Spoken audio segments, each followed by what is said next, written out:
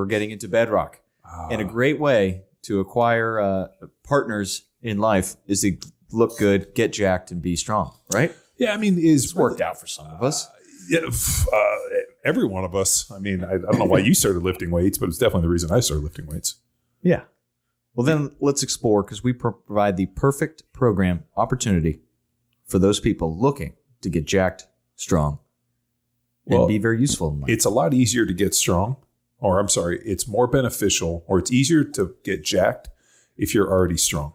So I think what happens a lot of times is people have this idea they want to put on muscle and they want to get bigger and stronger. And I think it's a great endeavor, and I'm 100% behind it. It just helps to be strong.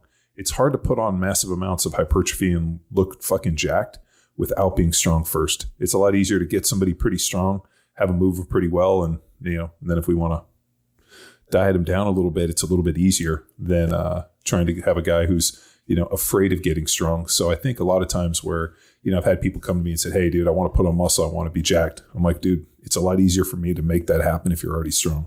Well, how long is it going to take me to get strong? A lifetime. Let's start, and we just so happen to have this incredible program called Bedrock, based off of a really interesting bit of physiology on using a linear progression and adding weight to an unadapted nervous system, so we can take advantage of all of the cool things that happen under a barbell. I mean, we talk about intermuscular coordination. We talk about rate coding. I mean, all of the bitchin' physiology that happens where the concert of the body ends up playing together, and really what we know is as strength development. Which we will explore the whys. And joining us today on Power Athlete Radio is Coach Carl Case. Hey, Carl. How you doing, buddy? Somebody who has not only done Bedrock, but has taken, would you say, hundreds of athletes through Bedrock? Yeah, I'd probably say we're getting close to that. Yeah, over the years. Yeah, I mean, it's pretty interesting when you start thinking you're like hundreds, and then you think, if I took 10 to 20 kids through this thing, we'd be doing this for 10 years. Yeah, we're in the hundreds. Yeah, and the math checks out. Yeah, wow, that is kind of crazy to think about. Yeah, and present and travel the world and present it on the program, which is also pretty cool because the nuances from your application allowed you to stand up and teach and present. And a lot of the information we're going to get into and explore today on the value of establishing a foundation of strength through Power Athlete's Bedrock program. Cool. Well, where would you like to begin, Mr. McCulkin? I want to begin with, who is this program for? We alluded to the dude just trying to impress some women out there, but in general, like, who is this program built for in the beginning, John? Wow. Okay. So when I originally got pitched the CrossFit football idea by Greg Glassman, I wanted to, it was pretty interesting as I started sitting down and looking at okay, how does this training really look? I'd only had, it had been so long since I had been a beginner that I couldn't necessarily use myself as much of a model. And one, because I think that my experience lifting weights when I first started was so just murky. My first experience of lifting weights was walking into a high school weight room where we did a Russian squat program where it was 6x2, 6x3. We took a percentage. We had to max 1 rep max that day. I'd never lifted weights, and I'm doing 1 rep maxes on a squat and a deadlift and a bench. And then they're giving me you're going to train to 80% of this.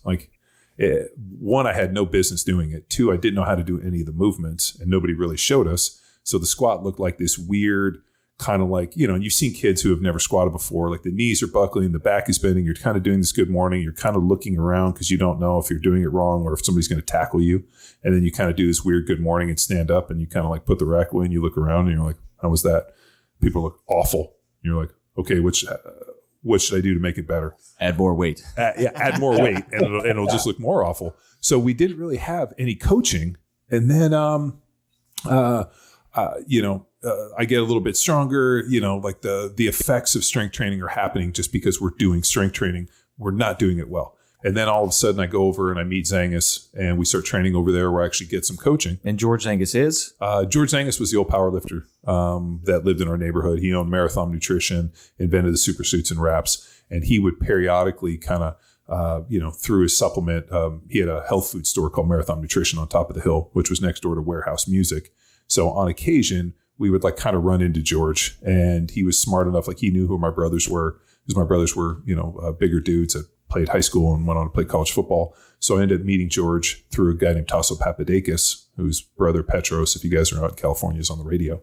And I ended up training over there, and Tasso became my training partner. Now Tasso was looked like something out of a movie. I remember he was 15 years old, squatted 405 for 10, bench 315 for 10. He was a monster. And I'm over there barely struggling to do, even rack his weights. So we ended up training with George, and, he was nothing but singles, doubles, and triples, maybe the occasional 4 or 5. All the accessory movements were higher end. And we would go train at George's. We would train in high school. And then we started following Flex magazine programs, like Dorian Yates, Road to the Olympia was our favorite one. So we were going to a 24-hour fitness. We were training at high school, and we were training at George's place, doing 3 different programs in a single day in different locations. Right? Only a fucking idiot 14, 15-year-old kid could pull this off. And I ended up with a ton of injuries. So I was also on the track team. So I was throwing shot and trying to run the hurdles. I tripped over a hurdle, jammed my knee. We were doing depth jumps. I mean, there was just the amount of stupidity that we were doing was I look back and I'm like, it's amazing that I even got to where I was just for the stupidity in training. And not because, somebody was coaching us to do it, because nobody really provided us a framework. It wasn't like George was like, hey, this is all you're going to fucking do. And if I see you guys do anything else, I'm going to kick your ass. Or he didn't hey, here's the program you're going to follow, and this is all you're going to do. It was kind of like, we go train George, he would tell us to do, and then we just go somewhere else and do more. Mm-hmm. And we have this idea that if one's good, 100's better. And I ended up with, after I jammed my knee tripping on that hurdle, I ended up with tendonitis. I had to go see a guy named Joe Horgan at the Soft Tissue Center. He worked on my knee a bunch. And I remember he told me, he said, hey, do you want to play college football? And I was like, yeah, I mean, the thought had crossed my mind. And he said, you better slow down, because if you got this injury at 16 years old with your knee, what's it going to look like at 20, 22? If you want to have a future, you got to slow down. And I think that element, when I was 16 or 17, I realized that I just couldn't use the shotgun approach and try to do everything, that it had to be more structured. And at that point, I sat down with George and I was like, here are my goals. How do we get there? And I kind of put the programming over to him. And unfortunately, he didn't write everything down. I wish he had had a train heroic or something like that where he could, put it there and I could see it, or even in a book, it was just he would scratch it on Post-its and hey, this is what you're doing today. And an idiot kid, I didn't save the Post-its. I didn't have a cell phone to take a picture of them. And, he would call stuff out. And I think that once I started training over at his place every night, so I would train over there 4 to 5 nights a week, or so it was 3 nights or 4 nights a week at his place at 7 o'clock at night. So you get home about 6, eat dinner, and then we would lift weights at 7. And then I would train at the high school, but I would just kind of snowball it. I'd go in there and do a little bit so that they wouldn't harass me, but not enough to really for my training. And then on Saturdays we would had our big lift day. That was our big squat deadlift day. And then when I went to college, we were already kind of in that intermediate advance, and they're going to throw you in. And so when I got pitched with CrossFit football, I knew that I wanted to offer a beginner's program to help people not fuck up the way that I did. I wanted to try to, I really viewed CrossFit football as my ability to save a whole generation of people from a bunch of bad decisions that look like using high intensity interval training as strength training for sport. So I knew that we were going to get a ton of kids into this. So I needed to, go back and humble myself and ask for help. And I reached out to Mark Ripto because I knew he had a ton of experience training kids. And, Bill Starr and kind of that whole progression was really interesting to me. And I remember Rip talking to me about the basic linear progression. So I went out to Wichita Falls and I read Starting Strength and I saw the way he did it.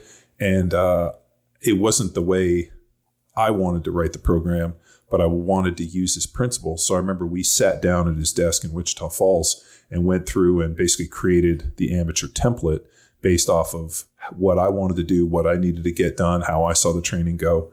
And I remember he wrote it out. And I remember he took a picture, and I still have it somewhere. But it was really the first time I'd seen programming written like that in kind of this big concept templates. And that was extremely impactful for me. So that was the amateur. And then I had a bunch of the, let me see how I put this, a bunch of the experiences that I had where I never thought singles, doubles, and triples were really good for me, just me as an individual in terms of building strength. I thought they were great for testing strength. So I had this theory of like testing versus training. So what I found was actually rep maxes, where they'd be, 7s, 6s, 5s, and 4s were really, really good for me in terms of being able to push my like strength base. And then I would kind of, periodize into singles, doubles, and triples as more of a test. And so I looked at it as like training and testing. And that kind of back and forth really made a ton of sense for me. I was also not a fan of classical periodization. So when I was in college, we used to do these programs that were going to be like 12 to 16 weeks long. We tested 1RM, snatch, clean, and jerk, front squat, overhead press, those 4 or 5 movements. And then we would follow this classic, periodization of like, 75, 77, 80, 82, 85, 80, and we would do this progression kind of percentages based on reps. And I remember the first time we did it, and about week 6 or 7, all of a sudden I was doing like, some like triple or something. And I did a triple with like what my 1RM was. Or no, I'm sorry. I was doing a triple and it was super light, and I just put weight on the bar and ended up doing a triple with what the 1RM I had tested before. And so I'm thinking in my head, I'm like, wow, I just tripled what I did a single for a few weeks ago. Man, by the end of this training cycle, I'm going to be able to do this for 5 or 6 or 7 reps. Like I'm going to crush it. Well, all of a sudden I get to the end of the classical periodization kind of model, and we're at like, week 12, and I barely got like, I think I did a single with what I did before. And I got frustrated because I even talked to Todd Rice about this. I'm like, hey man, I did a triple with this weight 6, 7 weeks in, and now here we are at 12 weeks and I can hardly do it. Like I was stronger at certain points. And I realized at that point that the classic periodization is a great model for a lot of people, but you need the ability to have flexibility on the days that you feel better. And if I peak earlier in my cycle, I should have the ability to like be able to push it. So that's where I came up with the theory of rep maxes. And if we were going to do any speed work, which actually ended up, that component of that piece came from Louis Simmons. So I think I've told the story that I wanted to bench 500 pounds, and my roommate Kevin Doherty had these videotapes from Westside on how to like big bench. So we watched these videotapes, and at the end there's a phone number where it's like, hey, a phone number would pop up. So I went up to the coach's office because we didn't have long distance. So I called Louis Simmons from there, and Louis helped me with a program that looked like it was heavy close grips, a lot of accessory dumbbell work, and he wanted speed work. So that was, the first time we were talking about the speed work, which brings me back to the George Zangas days of compensatory acceleration and Fred Hatfield. And like all of a sudden, like those conversations that George had with me when I was a beginner, I heard he was saying, and I knew the idea of mechanical advantage increases so does speed, and punching my hands. Like there was a lot of pieces for that made sense at the time. It didn't really make sense until I was like 21 and I was really fucking strong. Now all of a sudden, George's statement, like don't lift weights like old people, have sex slow and careful, try to break that shit. All of a sudden when you bench, close to 500 pounds, and I squatted 6'10" when I was 19. So I had a 500 pound front squat. I mean, like all of a sudden I'm really fucking strong. And now all of a sudden when you bring that weight off your chest and you're trying to break those weights, all of a sudden Louis' conversation about compensatory acceleration and speed work, all of a sudden, man, that it crystallized. And I was like, oh, which is the statement we made earlier, which is hypertrophy and strength and power, all these things become easier to develop if you're already strong. Mm-hmm. So sitting down and talking to Mark Ripto and putting these templates together, talking about my idea of rep maxes, volume, which was, I use volume in terms of speed work, compensatory acceleration, and kind of the templates. I looked at, if we do a 5RM, and let's say we go do a 5x5, it's going to be a percentage of that 5RM, because I thought that percentages only really last like a week. Like if I hit a 5RM here and I need you to do 80% at 5x5, I need that to be done with compensatory. I mean, so there's like a lot of these things were pieces from my own training that sitting with Mark, I told him, hey, this is what I want to do. And he helped me work through those in a couple of days, and we got into the advanced template. And then I had the opportunity when CrossFit Football launched to basically put these templates out with really short 7 to 12 minute conditioning, mixed modal kind of movements, a little bit of conditioning, which is really just accessory work, supersets, giant sets. And we had this really bitchin' deal. We put it out, 16, 17,000 people hit the first day. And we started programming that, and people followed it for years. And what was cool is we got to travel and meet all the people that did it through the seminars. But what was insane was that, and Carl, you can tap in on this. When we would go teach the seminars, the most amazing stories always came from the amateur progression, the Bedrock template. We would get coaches, we'd get people and athletes that would show up and be like, I started following CrossFit football. I used the amateur. And, I always go back to, Braden Smith, Indianapolis Colt, Auburn Tiger. Yeah. And Oluth. Olathe. Olathe. Yeah. So Double D, one of our coaches, ends up using the amateur, and he starts sending me videos. And like, dude, this kid was stronger, like coming out of high school than most NFL players. Mm-hmm. And I remember like he sent me this video, and I can't even remember. It was like maybe the kid was benching like 465 or something. I can dig it up. It was something insane in high school, to the point where I like hit him back and I was like, holy shit, what are you doing? And he's like, exactly what you told me. I used the amateur progression, and like this kid ticked to it. I mean, his sister was a high level thrower. I mean, he had the genetic, like hierarchy and like raw material to be who he is. I'm not saying that but it was an element where like the perfect program hit like the perfect athlete at the exact moment when it needed to. And we've seen this over and over and over again over the last decade plus, to the point where we, had to go back and almost hack into the physiology of like, why does this work the way it does? Mm-hmm. All right. So that unadapted nervous system. Save that, because we're going to get, I want to close with the science for the people that are interested. I don't want to lose them yet. Okay. Carl, when you first began to follow CrossFit football, you made a very common mistake. Yeah. So I started, 2009 it was launched, and I had at that point worked out in high school, obviously with football and rugby, had started CrossFit in 2007. And so as John mentioned, there was, at that time, there was the professional, collegiate, and amateur or novice, whatever it was titled at that point. And so me being kind of probably egotistical and not understanding as well, just like, well, I'm not a beginner, I'm not a novice, so I'm going to go straight to collegiate or the intermediate program. And sure, I kind of saw some benefits, things like that. But fast forward a few months when I go to the CrossFit football seminar in 2009 and hear the lecture and hear the reasoning behind why this is and why we start people here. It's like, oh, that's where I should have been. So then go back and then get back onto the base program and start from there and really build and see that accelerated adaptation that we talk about. And in the lectures, we use the example, right, of like you squat twice a week, 10 weeks, you're 100 pounds heavier. And like, those are very realistic things. Those aren't just things, big audacious numbers to throw out. Like, it's very realistic for that to happen. And happened with myself on the 3x5s and numerous other athletes. Like, it's just amazing that growth and just starting with that simple program and not being anxious to want to jump to that next step. I just want to explain what's funny too, on that 3x5, we tested it with a 4x4s, and then we also did 2x7s. The 2x7s wasn't enough opportunity. The 4x4, actually, we thought we could extend the linear progression farther. The problem was the extra set fucked up the timing. So it was like 16 reps versus 15 versus 14. And like, it was ended up being like, well, the 14 wasn't enough opportunities. The 16 took too long. The 3x5 was something we could get within like a very real workout window. Two things on that. 4s found its way as a cycle into Field Strong. 2, explaining the program of what we're experiencing. So it's like a single week, linear progressing, and then resets at the end of the week. Monday, we're going to sprint. I also want to get into the value of sprinting, John. We're going to sprint intensity as fast as you flip and can. Then you're going to squat 3 sets of 5 reps. And then you're going to vertical press 3 sets of 5 reps.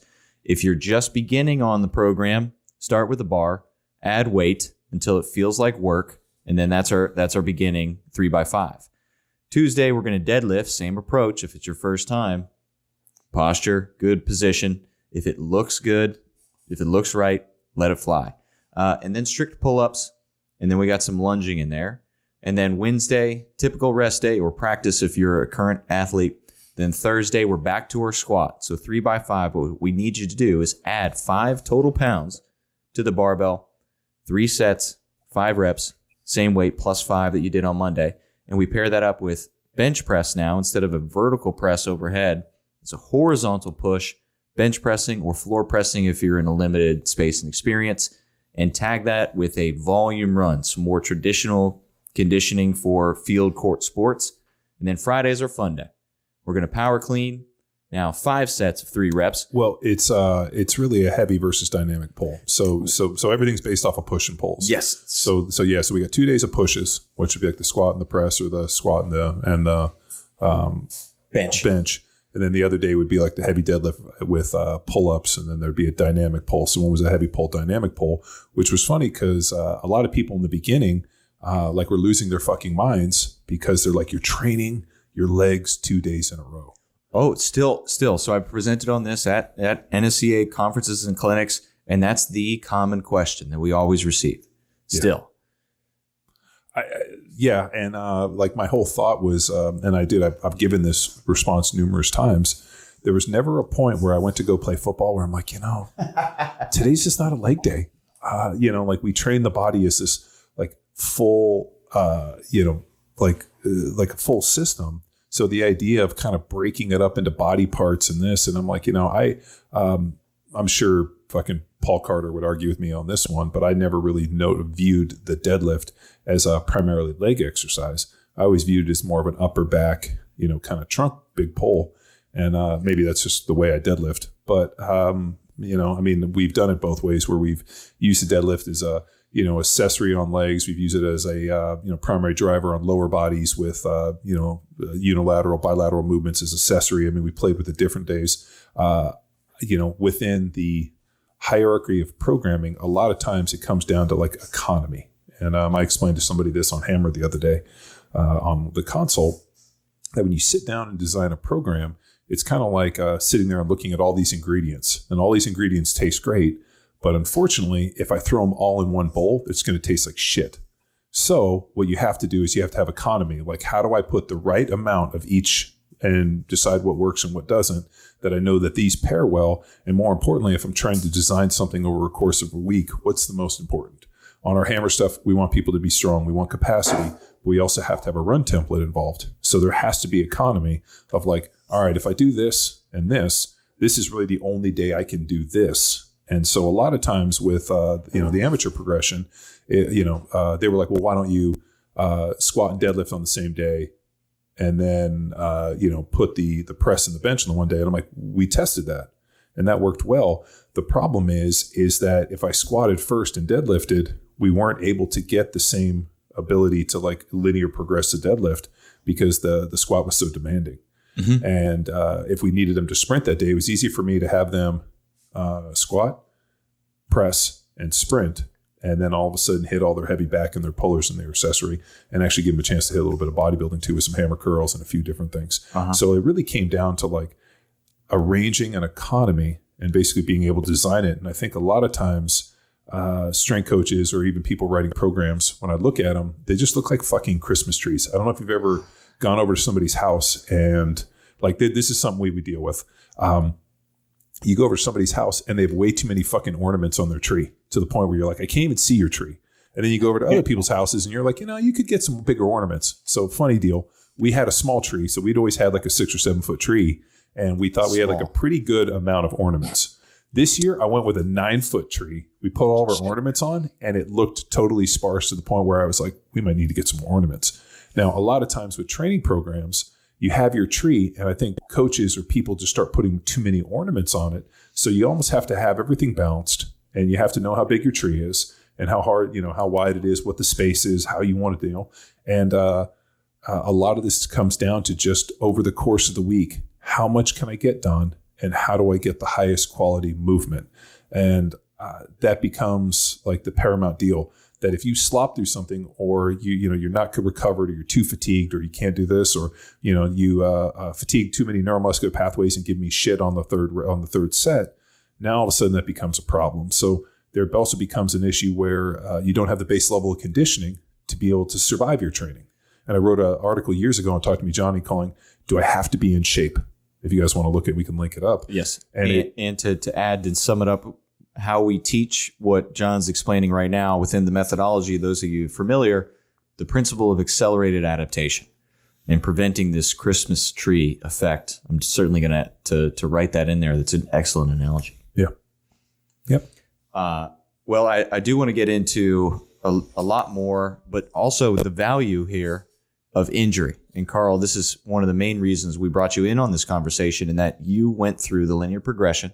You established a foundation, a base level of strength, and then you experienced two traumatic knee injuries.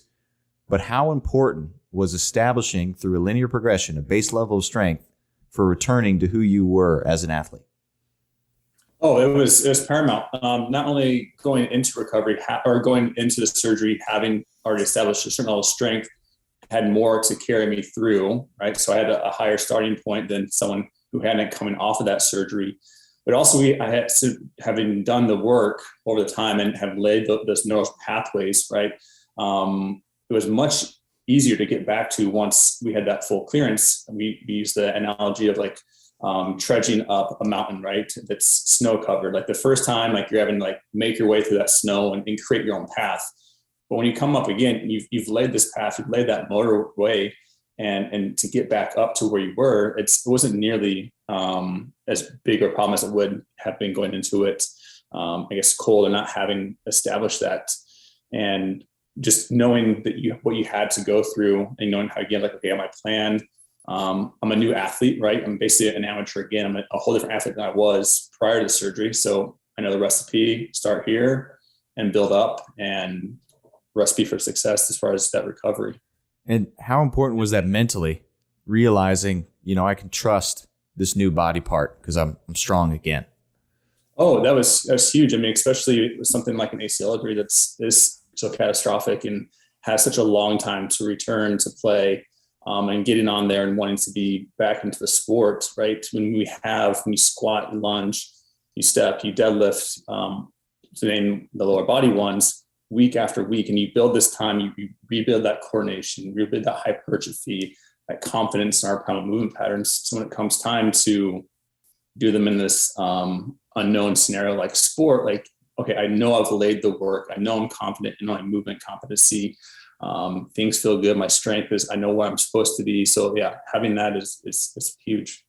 Nice. Yeah, and I mean, while we're on it, the physiology.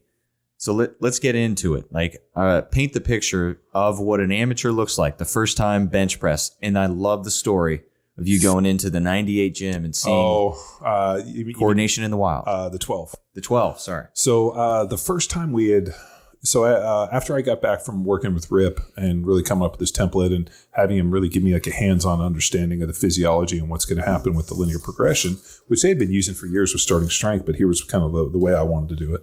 And so we had a young athlete who came in, and I slid him over this program and said, hey, I want you to do this. And I remember the first day he squatted like 165 pounds for like a set of 5, and it looked fucking awful. And I remember at the time where my desk was, there was a window and I could see the platform. And I remember like every day he came in and it just looked awful every day. And all of a sudden, like, we were weeks into this thing, and I'd kind of watch and, chest up, kind of keep driving. And all of a sudden we're like 10, 12 weeks in, and I walk out there, and he had been following the linear progression, 5 pounds, 10 pounds a week. And here we are 10, 12 weeks in, he's got like 120 pounds extra on the bar. I mean, now he's out, he did 165 for 5. I think he hit like 315 for a set of 5. And I'm like, holy shit. And from the side, I couldn't tell how much weight was on it. I just knew it still looked awful. And, it was 16 weeks. We ended up testing for 1RM, and he squatted 405, and it looked awful. And at that point, we had to go back and fix some stuff because just the mechanics. But it was like putting a plant into the light, making sure it had enough food and just leaving it the fuck alone. And it grew the way we needed it to do. And we did that a ton with, obviously the CrossFit football program. What was fascinating that we didn't do with his program is we didn't necessarily put a conditioning program in. We had the strength, we kind of had the accessory, but he didn't necessarily hit the conditioning the way that I'd want him to do it.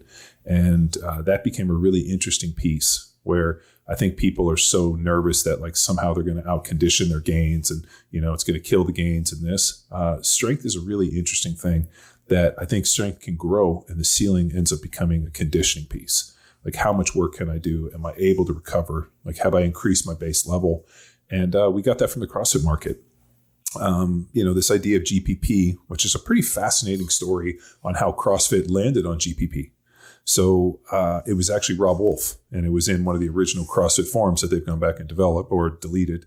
But Glassman didn't necessarily know the effect of what they were doing. They just knew that this form of exercise with no rest was eliciting certain responses. And it was Rob Wolf that went back and said, hey, I think we're doing GPP training, like what the West Side, because Rob was a power lifter, had, obviously knew Louis Simmons and dove a ton into the West Side stuff and Art Devaney and, this idea of like base level of conditioning, and knew a bunch of the Russian stuff. And, if you read Zadaskorsky and Verkhoshansky, they always talk about the idea of GPP with a progression into SPP. And I think Rob threw out like, hey, I think we're building GPP with it.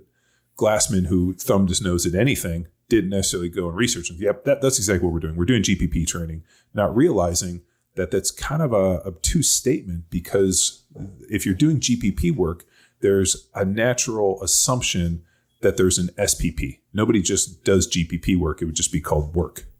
So the West Side guys needed a base level conditioning, and Louis found it, that strength only grows so fast unless you're in better shape. And I remember talking to Louis on the phone when he asked me, how many workouts a week are you doing? I was like, I don't know, 4 or 5. He's like, I'm doing 16. Right. So I'm doing 4 strength. I'm hitting conditioning workouts. And what I'm doing is I'm effectively raising my GPP, which allows my tree of strength to grow higher. And that was a very impactful statement for me, because I realized that, that you have to have this base level conditioning. It goes back to that article that I wrote called Do I Have to Be in Shape? And you got to be in shape. There's a very, very real element to it. Now, you can do it with a barbell. There's other ways to do it. But the idea of like, you have to be in shape to be able to survive your training. You have to be in shape to be able to do the volume of work we need to continue to drive adaptation. So when we started using the CrossFit football stuff, and we did a bunch of funny tests back in the day.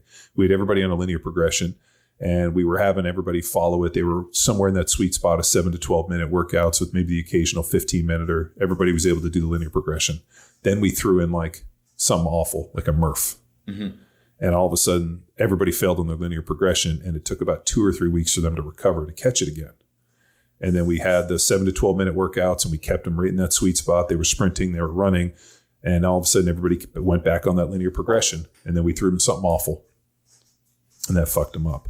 And so we realized pretty early on, or I did, that there was a sweet spot where people could recover. And when we went outside of that, it ended up negatively impacting their ability to follow the linear progression. Then the sad part is a tree will never grow to the sky. The linear progression ends up coming to a grinding halt.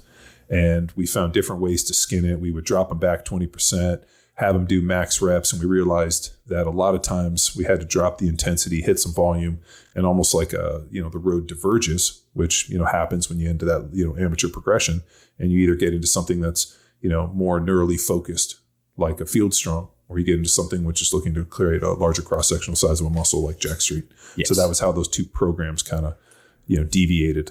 Mm-hmm. Excellent explanation. I want to target before that experience of the resets, because we do need to lay that foundation if someone's just starting that. The value of sprinting. So people may be scared of sprinting, but the importance of accelerated adaptation and coordination when it comes to sprinting. Your fastest. Key asterisk right there. We had Dan Path on, who kind of prescribes to a different philosophy in terms of the sprint stuff than I do. I follow more into that Charlie Francis deal. And, Charlie was extremely impactful for not only helping me come back from my patellar tendon, but also in my training, the idea of like, if you're, to get strong, you got to lift heavy weights. To sprint fast, you got to actually sprint fast. And training in that no man's land in the sprint ends up negatively impacting you. When I shot that out to Dan, he disagreed. I found it to be true that either I was doing tempo recovery runs or I was running as fast as I can. And that was, very similar to what we were doing with Ruiz. But the interesting piece was, people always think, well, if I get stronger, I'll get faster. And that can be true until it's not true. And we saw a lot of strong guys that weren't fast, but we also saw people that weren't very fast who got stronger, who became faster. And so it became like, what's your reason for not being fast? Is it coordination? Is it turnover? Is it strength? Is it force production? Is it just flexibility, technique? I mean, strength is speed and sprinting is the ultimate display of not only strength and athleticism and power and really just grace. I mean, to the point where, we had a pretty cool conversation with Cal Dietz where he said, hey, if, I could film somebody sprinting for 10 yards, I can tell you exactly what's right or wrong in their training program. And he still might be working on, I haven't talked to him about it recently, but an AI to where somebody can sprint for a short period of time, go into his AI and basically print you out a training program based upon all the things that it's seeing. So, I mean, sprinting is an incredible expression of strength and power. And I mean, it really is. And so we saw a lot of people who were not very strong, who started sprinting, got stronger, sprinted faster. And then all of a sudden it stopped. And at which point you got to improve your technique and go to a guy like Derek Hansen. And there's a whole bunch of, sprinting and more importantly, coaching sprinters to sprint well is Coach Cav. The amount of guys that we've had on who are high level sprint coaches, like it is a true art form. And those guys are like, composers of like the most epic proportions. And so for me personally, and I think I've talked about it on this podcast too many times, I love track. I love sprinting. I love watching it. To me, I would much rather watch, the finals in the Olympics for the 100, the 200, the 400, the hurdles. I mean, those are the days that I record and love to watch, just because to me, it's such an incredible display of athleticism and strength and grit and power, especially like watching those girls run like the 5K or even the 10K, like just the intensity upon those individuals' faces to just run people into the ground. It's fucking great. So not to be long-winded like I usually am, the amateur progression, what's so cool, and I think of why it works well within the sprinting, is that with the physiology of this, so there's something which is called inter, and then there's another part called intramuscular coordination. The inter is actually the motor units within the muscle coordinating. Or did I fuck that one up? Oh, it's intra is within the muscle. Inter, like international, sorry. So intra would be within the muscle. Man, I always mess that one up. And I never messed it up the right way. No, it's true, yeah. Yeah. So, and then once that muscle coordinates, it starts coordinating with all the other muscles. And like the example that we would see all too often. Switch that. So you got to work together first before you can focus on yourself. Right. Yeah. The whole body works and then the individual works, or the muscle works. But the example we'll give is I was at this place called the 12. So we used to train, obviously we had Power Athlete, and before Little Power Athlete was built, we were training at Balboa. And I got to the point where I didn't want to train there anymore because every day I'd show up, I was working. So I stopped at this gym called Metrics, which was kind of a famous old bodybuilder gym. And one day we walked in and they had sold to this place called the 12, which was like, imagine a gym that has a DJ like on a fucking platform, like you're at a rave, and just like Blade versus Sandstorm while you're lifting weights. And they would fly in these DJs and they had like a huge glass wall and they put on these like high intensity aerobics, like cardio classes. Did you guys ever see like the How I Met Your Mother, the one about the Woo Girls? No. So dude, one of my favorite How You Met Your Mother or How I Met Your Mother. There's too many of them. Okay. Well, there's one where the girls go out with like, I forgot, they end up meeting this girl, but like everything, they're like, woo. So they call them the Woo Girls. And then Barney comes in and talks about the value of the Woo Girls. NPH. Without, he said, without Barney, without the Woo Girls, we would have no like, what was it, like fun shot glasses and like the whole, all these industries would crumble, like the glitter body paint industry would just crumble. And so he gets into this whole thing. So if you guys Google it, the Woo Girls on YouTube, you'll see it. But imagine like 30 Woo Girls doing some weird tribal war dance with dumbbells to some guy on a platform with like a head helmet with lights, like Blade versus Sandstorm in the fucking blood rave. And we show up because we had a membership, and all of a sudden we walk in. They changed it in the middle of the night. We walk in to go to Metrics, and this is what we fucking see. So what did we do? We stayed. And they had a few strength coaches or like young trainers that were training athletes still. And all of a sudden I see this young volleyball girl come in. She lays down on the bench press and her coach goes to spot her and she brings the bar down. And all of a sudden you see it doing like, this whole thing. It looks like she's riding. And I'm like, oh my God, it's inter and intermuscular coordination. Like, this happens. This is the first step in strength training. And he like grabs the bar with one hand and like pulls it in. He's like, that looks like shit. Takes over there and put her on a Smith machine.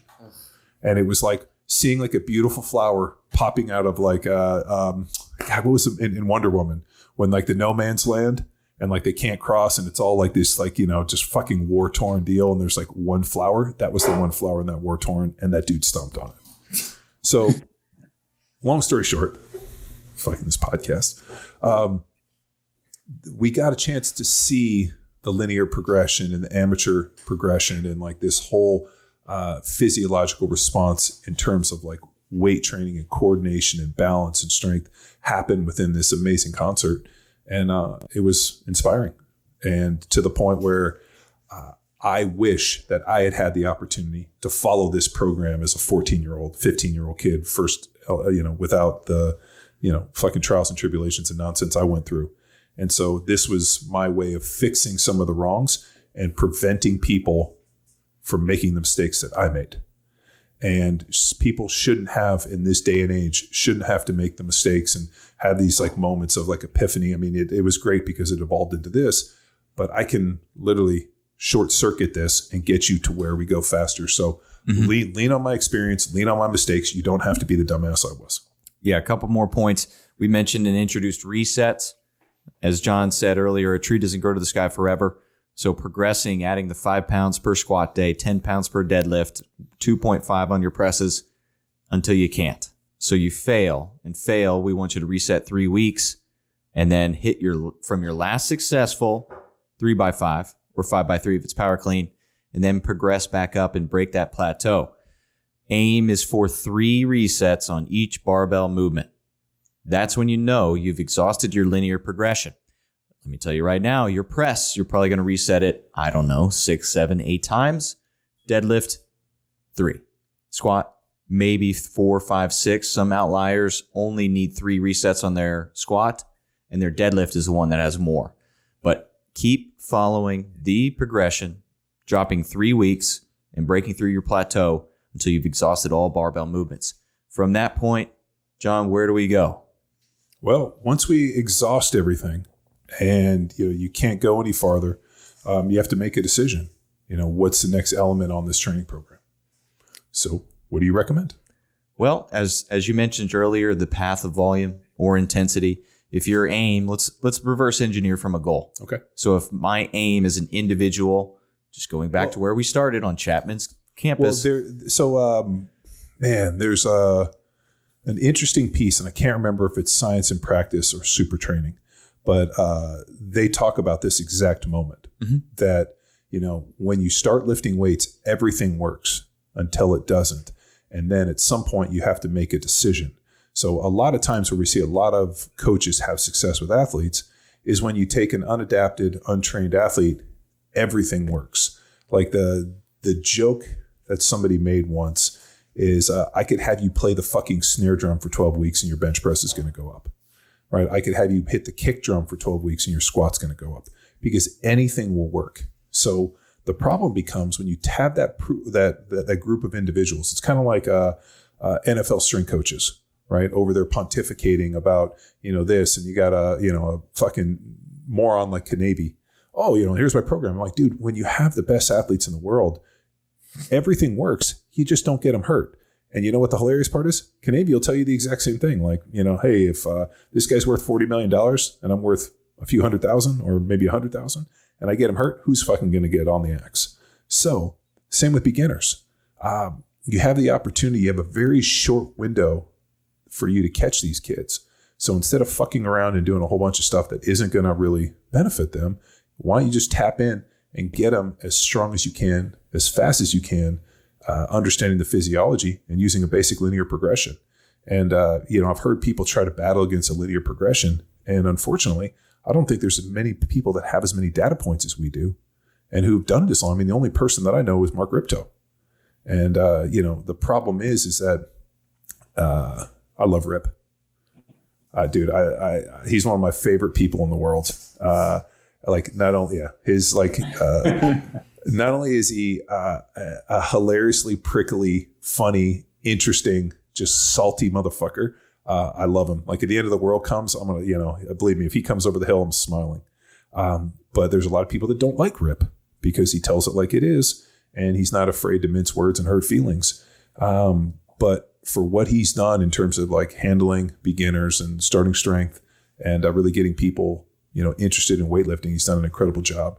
But that day when we were going over the linear progression and going through the amateur progression and creating those templates, like, man, that was the foundations of what we've done to the point where, and he even said, the fact that, you didn't come in here and say, hey, I want to do this and this. I just said, hey, like, here's the training arrangement that I want. How do I get this done the best? And he's trained a lot more beginners than I have because I was confident in myself enough and more importantly, had enough reflection to realize the way that I did it is not the way to do it.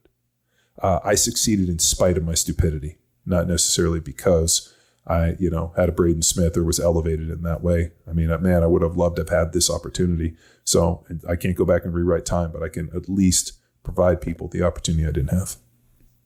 Now, when that thing ends, where do you go? Right?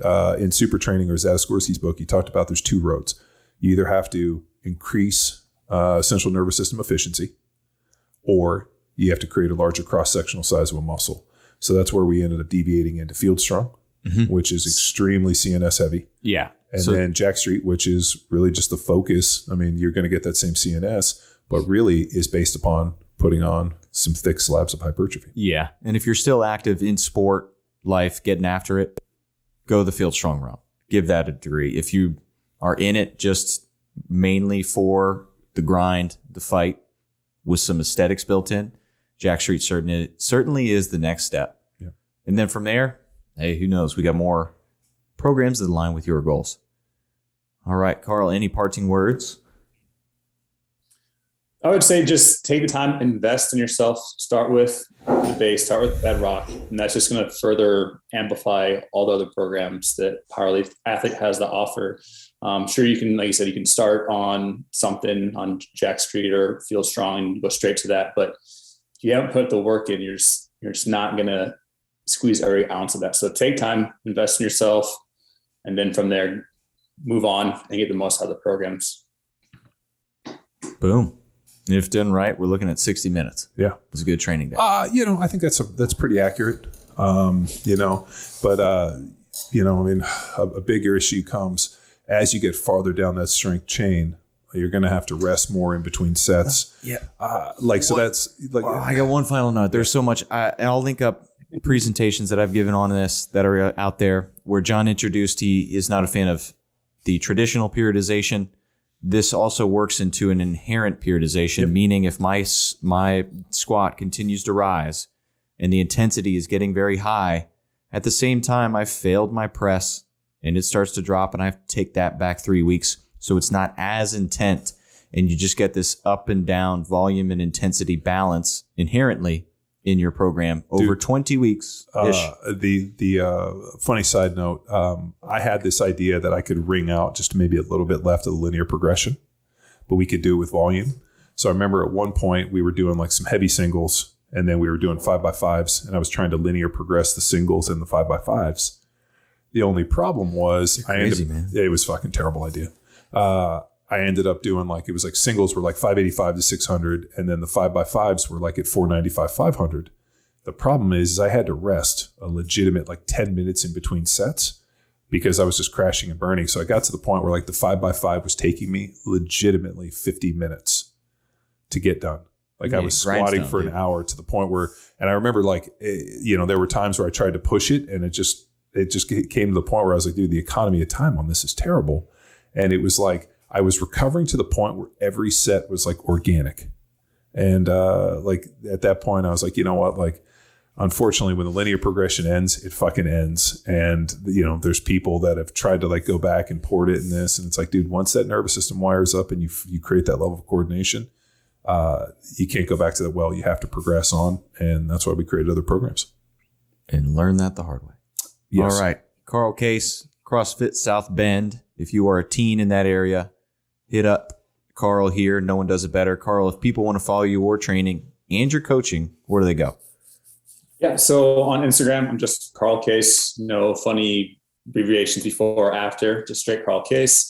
And then if anyone wants to wrap coaching, has any questions, working with athletes, needs help, you can hit me up on there, or carl@crossfitsouthbend.com is another great way to get a hold of me. Nice. Boom. And that is another episode of the premier podcast in strength and conditioning. Bye. Bye.